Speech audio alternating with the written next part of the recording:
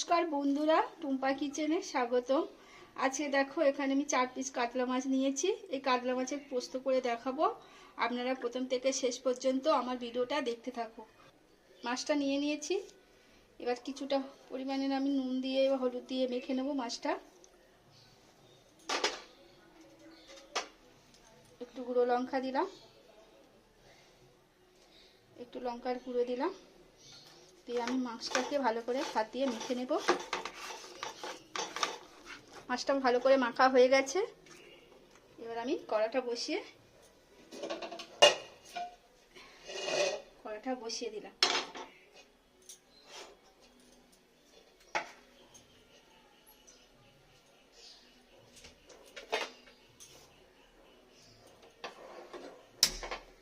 ততক্ষণ কড়াটা গরম হোক, আমি এদিকে হাতটা ধুয়ে নিই ভালো করে। কড়াটা বসিয়ে দিয়েছিলাম, কড়াটা গরম হয়ে গেছে। এবার তেল দিলাম, মাছটা ভেজে নেব।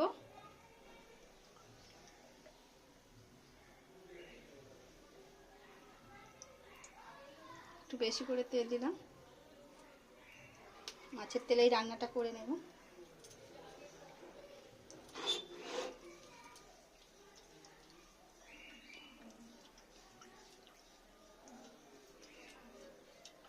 তেলটা আমার গরম হয়ে গেছে ভালোভাবে। এবার মাছগুলো আমি দিয়ে দিলাম।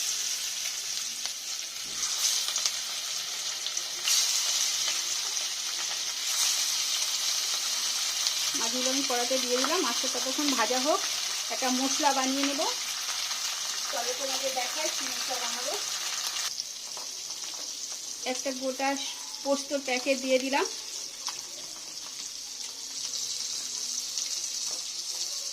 আর এখানে কিছুটা চালমগজ আছে আর কাজু বাদাম আছে, সেটাকে আমি সব দিয়ে দিলাম। দিয়ে এবার এটাকে আমি একটু মিক্সি জারের মধ্যে পেস্ট করে নিয়ে আসবো। বন্ধুরা দেখো, মশলার পেস্টটা বানিয়ে নিয়ে আমি চলে এসেছি। এবার মাছটা দেখবো কতটা ভাজা হয়েছে। উল্টে দিলাম।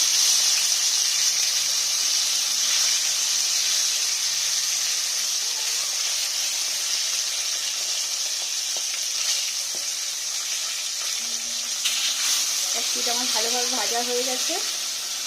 এবার আমি তুলে নেব। মাছটা আমার ভাজা হয়ে গেছে, এবার তুলে নেব।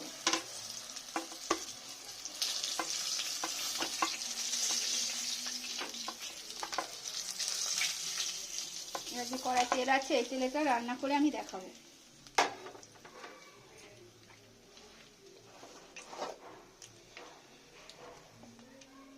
পেঁয়াজ দিলাম,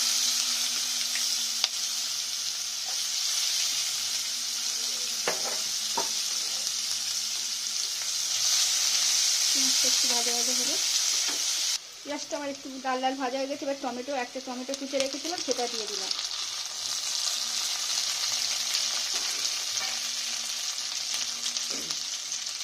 এবার 1 চামচের মতো নুন দিলাম, যাতে টমেটোটা গলে যায়। আবার একটু ভেজে নেব ভালো করে। যত টমেটোটা না গলবে ততক্ষণ আমি ভেজে যাব। টমেটোটা আমার একটু লাল লাল করে ভাজা হয়ে গেছে। এখানে আদা রসুন 1 চামচ দিলাম, 1 চামচ আদা রসুন বাটা দিলাম।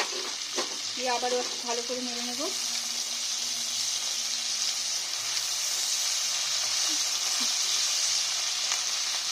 আদা রসুনের গন্ধটা যতক্ষণ না যাবে ভালো করে আমি নেড়ে নেবো। এর সঙ্গে পেঁয়াজের সাথে ভেজে নেব।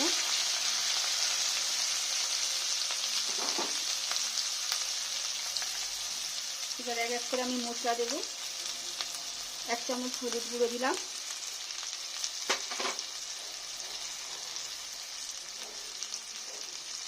গুঁড়ো লঙ্কা দিলাম 2 চামচের মতো,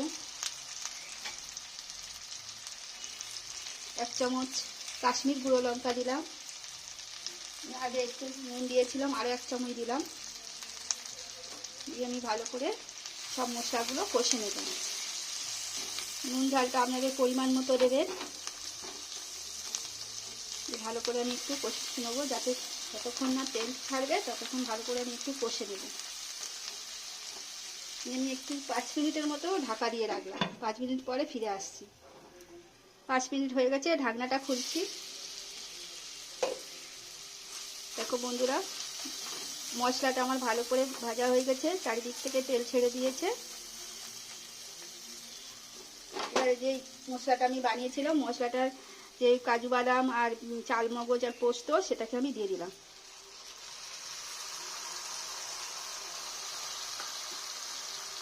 আবার একটু ভালো করে নেড়ে নেব।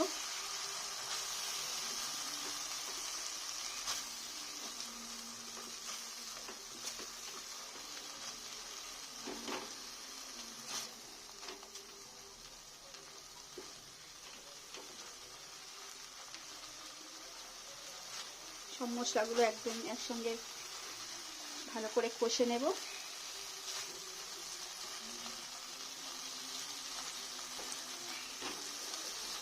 মশলাটা ভালো করে কষা হয়ে গেছে।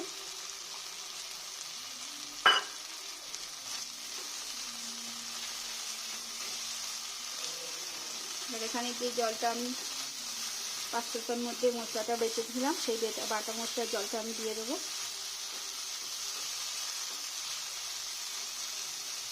বেশি ভাজবো না।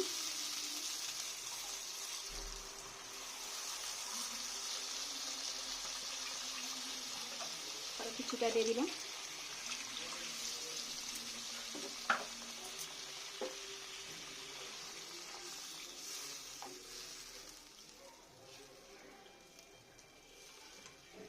আরো 5 মিনিটের মধ্যে ঢাকা দিয়ে রাখলাম। ঝোলটা ফুটে গেলে তারপরে মাছটা দিব।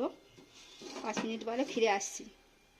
5 মিনিট হয়ে গেছে, এবার ঢাকনাটা খুলছি। ঝোলটা আমার ফুটে গেছে ভালোভাবে। এবার আমি মাছগুলো দিয়ে দেব, ভালো করে নেড়ে দিই। মাছগুলো আমি দিয়ে দেব। আর উপর দিয়ে একটা কাঁচা লঙ্কাই দিয়ে দিলাম।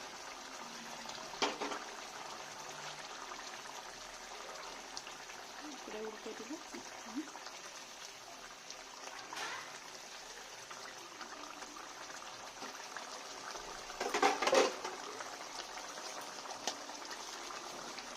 একটু ব্যালেন্সটা আনার জন্য আমি 1 চামচ মতো চিনি দিলাম।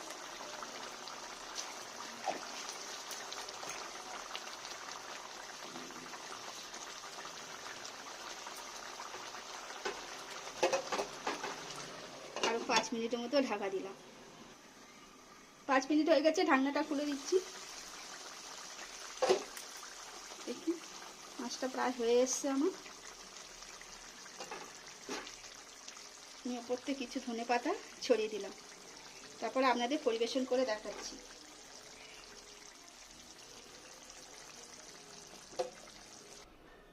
দেখো বন্ধুরা, কাতলা মাছের রেসিপিটা আপনারা এরকম আমার মতো বানিয়ে দেখবেন। যদি ভালো লাগে তাহলে আমাকে একটা লাইক, কমেন্ট, সাবস্ক্রাইব করে দেবেন। আর ফেসবুক থেকে যদি আমার চ্যানেলটা দেখেন তাহলে ফলো করে নিন।